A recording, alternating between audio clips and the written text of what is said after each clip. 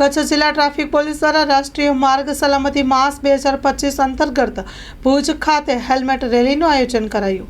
Story report by કરણ વાઘેલા, ભુજ।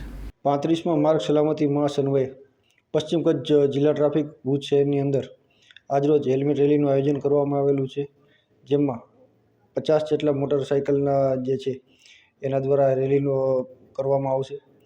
પબ્લિકની અંદર એક જ સંદેશો છે કે જ્યારે પણ વાહન લઈને નીકળે તો ખાસ કરીને જ્યારે મોટરસાઇકલ છે તો એ વાહન ચલાવીને જ્યારે નીકળે તો એ હેલ્મેટનું પહેરીને ચલાવે, એવી જ રીતે ટ્રાફિકના નિયમોનું પાલન કરે। ભુજ શહેરની અંદર આ રેલીની અંદર ભુજ જિલ્લા પોલીસ છે, ત્યારબાદ રોયલ એનફિલ્ડ ગ્રુપ છે, કેડીનું હોન્ડા મોટર્સનું ગ્રુપ છે, એવી રીતે કુલ 50 મોટરસાઇકલ જે છે એ આ રેલીમાં જોડાશે। 30 પોલીસ કર્મચારી છે।